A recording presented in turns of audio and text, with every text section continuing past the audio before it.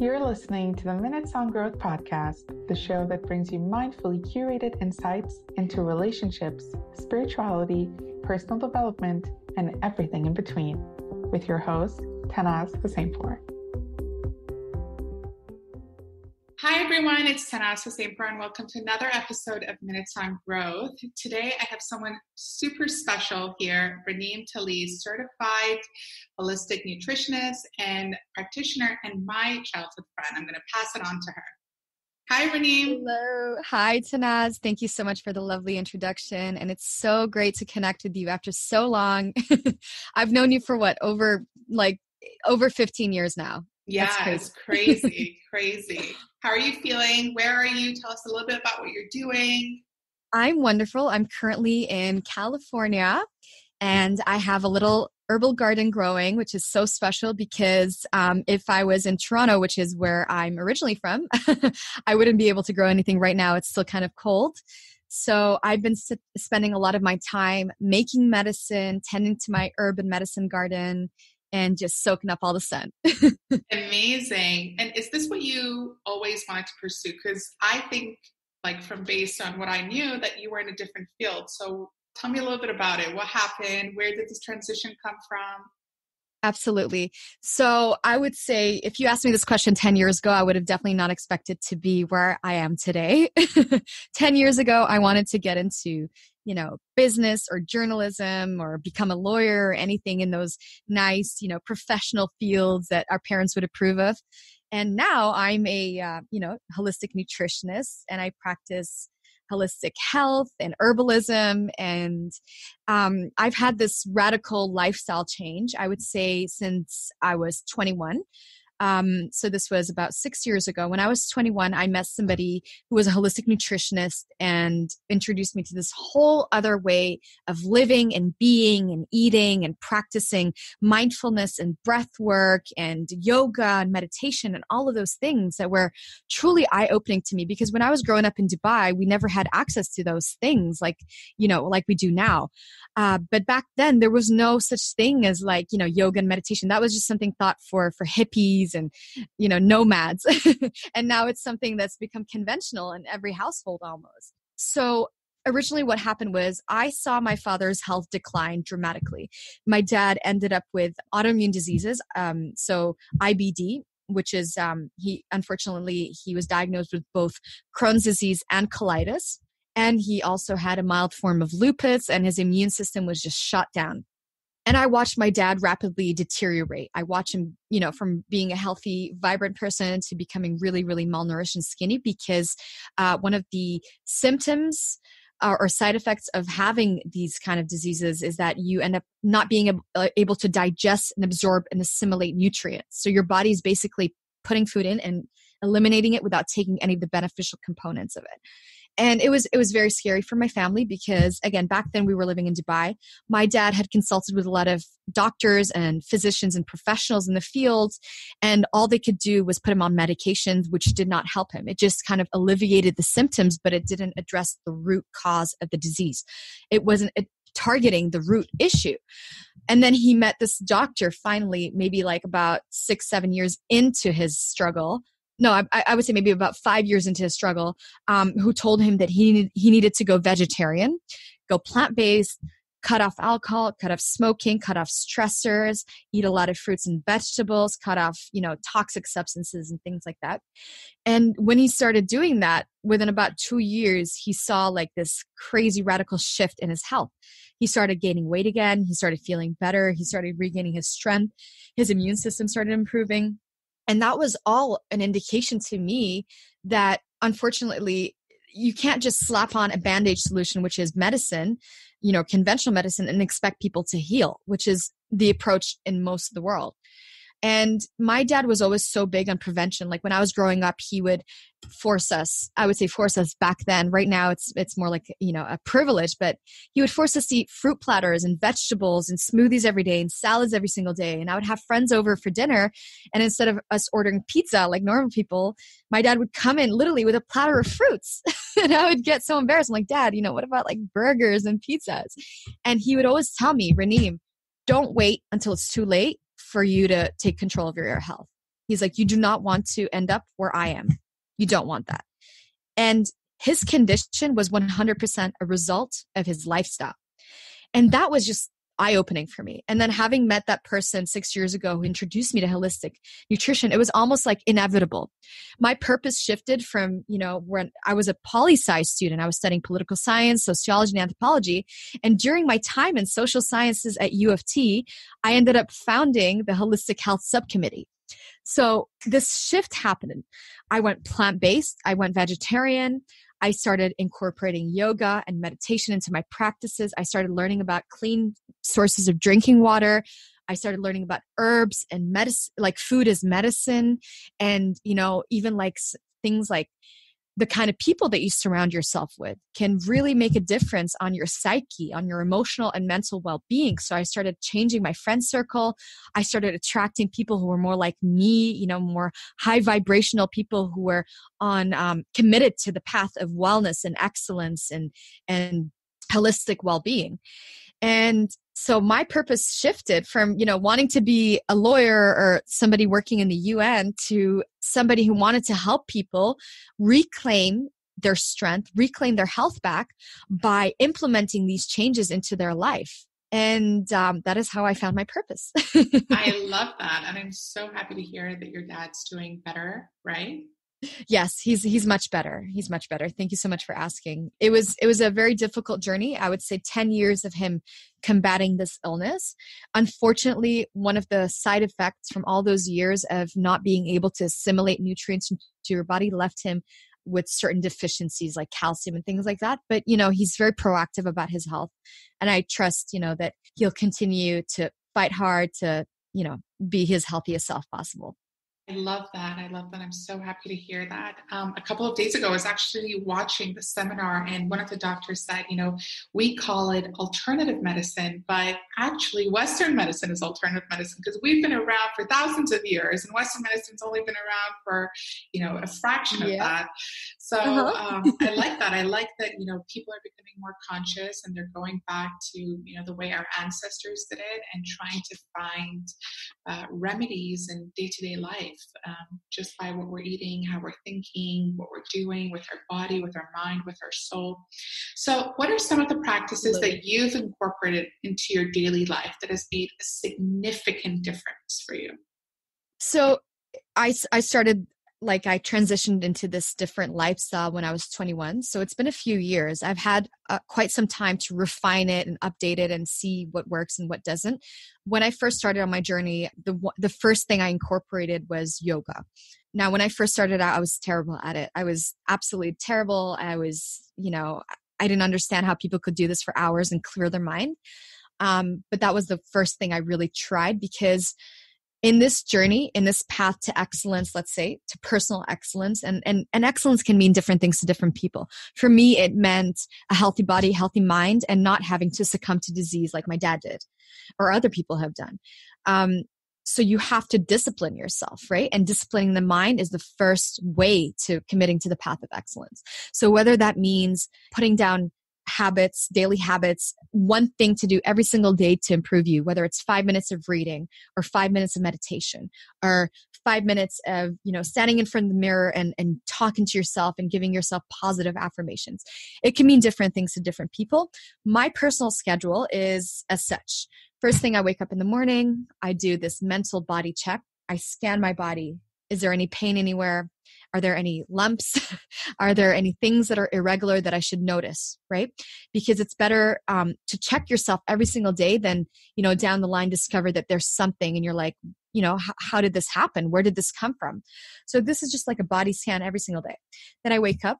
What I love to do first thing is some breath work. And that usually involves some Kundalini breath of fire and this breathing sequence that I do. So I inhale for 2 seconds, I exhale for 2 seconds, and then I hold for 2 seconds. And then I go from 2, 4, 6, 8, 10, 12. By the time I reach the 12th round, I already feel elated. There's almost like this cloud that kind of washes over my brain and I feel like I'm floating. And then I start to do this breath of fire, which is this amazing Kundalini practice that activates this cord, right? We have this Kundalini cord that goes down our spine and that targets every single one of our chakras, okay, our centers, our light centers. And again, that helps boost your focus, get your body really grounded, really aligned, really ready for the day. And when I'm doing that, I put an intention for my day. So what are my 3 top goals for the day? I either write them down or I say them mentally. Now, usually what I do is the night before, I have a schedule. I write down my schedule for the next day and I talk about, okay, what are my 3 goals for tomorrow? So I usually do that the night before. So let's say I woke up today, then I, reiterate, these are my 3 goals for today. I'm going to finish this podcast. I'm going to write this content and I'm going to have a call with my client, for instance. Right? Because when you speak things out loud, you really put it out into the universe. Your subconscious mind starts working hard to making that happen. And if you write it down, it's even better. If you write things down, you're more likely to achieve the thing that you're looking forward to. Again, because something in your subconscious mind gets triggered and it basically conspires with you to making it happen, to achieving that one goal. So after my breath work and stuff, I have a morning drink, an elixir. It could be different day to day. If let's say I'm feeling sluggish, it'll be something with matcha, moringa, yerba mate, green tea. Sometimes I'll have coffee and then I'll add like this medicinal mushroom superfood into it. And I'll add some like macadamia nut milk or walnut milk. It really depends. And I always say that, there's no one solution fits all. You don't have to commit to the same schedule every day. You go intuitively by what your body needs. Your body's not going to feel the same way every single day. Every day is a different, unique day, and you have to cater to your body accordingly. All right. For instance, this morning I woke up and I felt really dehydrated and I decided to drink a big glass of water with some lemon juice, right? So I would make my morning elixir. And after that, I love stretching because again, you want to activate your body, right? You're preparing your mind, you're preparing your body for a good day ahead, whether it's working for somebody else, working from home, whether it's just simply being at home and doing nothing at all. You still kind of want to get everything worked up, right? So I'll stretch a little, I'll do some yoga, or I'll do, I'll jog around the block for 10 minutes, or I'll do 20-minute ab workout, whatever it is that my body is asking for that day, I will commit to it. So we've activated the mind, we've activated the breath, we've activated the body. And then I start working on the things that I have to work on. So let's say I have some goals for the day, commitments. I work on my goals. I'll take a break in between. I'll nourish my body, usually with some superfoods. It can be something as simple as salad with some pumpkin seeds sprinkled on top. Really, it could be anything, and it can be something completely inexpensive. I feel like a lot of people think that in order to be healthy, you have to invest a lot of money into your health. I don't think that's true, because if we look at how our ancestors did things, they did it with things available in their backyard. You know what I mean? Lemon juice, thyme, and rosemary, things that are growing in the wild. It could be something as simple as that. And then, so let's say I've got my work segment done for the day, time to wind down during the night. So again, I love to stretch again during the night. I love drinking teas and stuff to calm my body down. And then I'll read a book or something. And again, this varies day to day. Sometimes I'll just sit and watch Netflix at night. Who knows, right? But that's generally what my schedule is. So there's always a mental health component, okay, getting my mind and my body right. There's always a physical component, and then there's always a component where I just talk to my soul and my spirit. And that could be just sitting outside in the backyard in nature, grounding myself for 10 minutes. I love that. It sounds amazing. It's such a good day. It's such an empowering day where you're actually paying attention to your inner wisdom, to your inner child, to your adult self. You're just acknowledging what the body needs, what the mind needs, what the soul needs.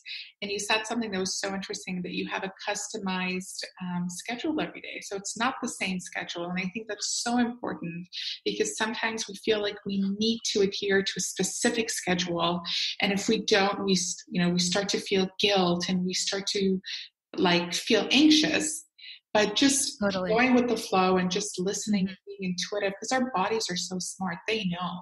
We just have to tap in and listen. So I really love that. And you also said something down the lines of it doesn't have to be expensive.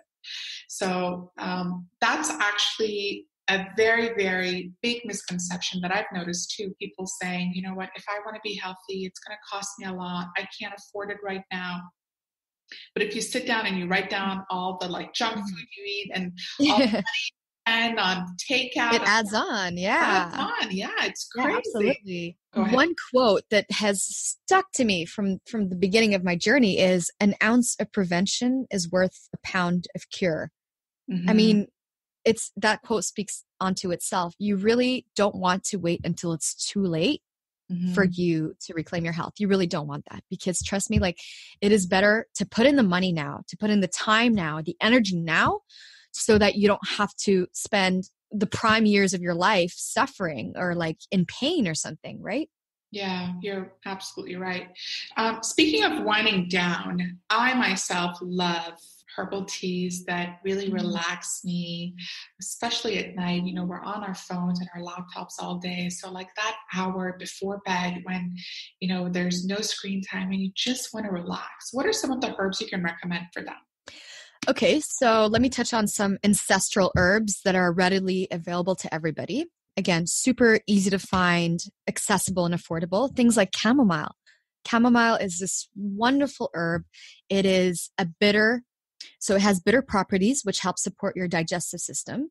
So if you're feeling nausea or any kind of, digestive issues like constipation, diarrhea, nausea, things like that, chamomile is a wonderful ally. And it also helps your nervous system. It has calming effects. It helps kind of like slow your mind down.